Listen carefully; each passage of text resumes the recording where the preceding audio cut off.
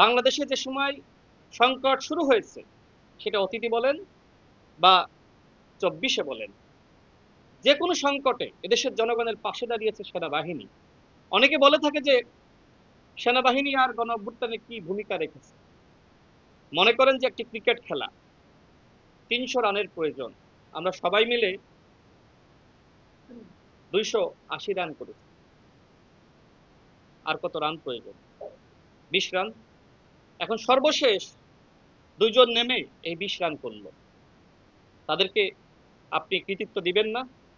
ঠিক সেনাবাহিনীকে এই যে শেষ সময় এসে জনগণের পাশে দাঁড়ালো, তারা যে শেখ হাসিনাকে বলল যে আমরা আপনাকে আর সমর্থন দিতে পারবো না, আমরা জনগণের বুকে গুলি চালাতে পারবো না, এরপরে তো শেখ হাসিনার পতন হয়ে গেল, ঠিক নয় কি?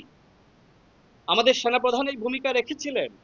সুতরাং সেনাপ্রধানকে নিয়ে অনেকে বিতর্ক করে থাকে, কেউ কেউ তার দাড়ি নিয়েও কথা বলে। এনসিপির একজন নেতা সেনাপ্রধানের দাড়ি নিয়ে কথা বলেছে, নাসিরউদ্দিন পাটোয়ারি, একজন মুসলমানের ঘরের সন্তান। আরেকজন মুসলমান ঘরের সন্তান যে দাড়ি রাখলো, সেটি নিয়ে কি প্রশ্ন তোলা যায়?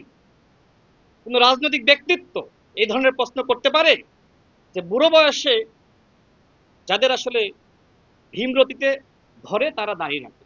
সেনাপ্রধান সেরকম একজন এ ধরনের মন্তব্য করেছেন নাসিরউদ্দিন পাটোয়ারি। আমি তাকে আহ্বান করব, সেনাপ্রধানের দাড়ি নিয়ে আপনি যে মন্তব্য করেছেন, এর জন্য আপনি জাতির কাছে, সেনাপ্রধানের কাছে দুঃখ প্রকাশ করেন।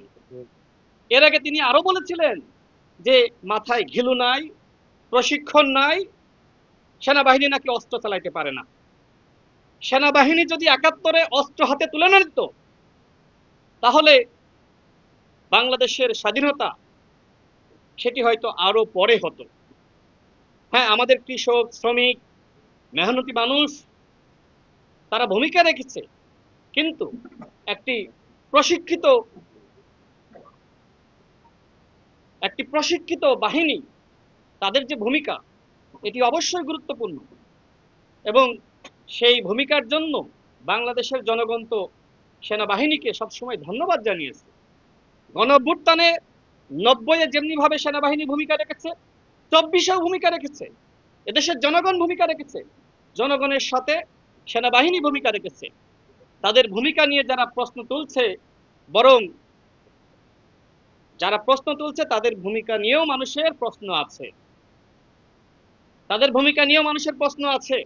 তো যাই হোক, আমরা সেই প্রশ্ন উত্থাপন করতে চাই না।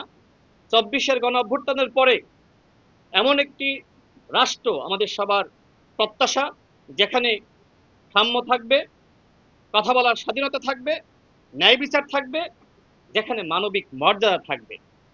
24-এর পরে যে সরকার দায়িত্ব গ্রহণ করেছিল, সেই সরকারের প্রতি অনেকের আক্ষেপ রয়েছে।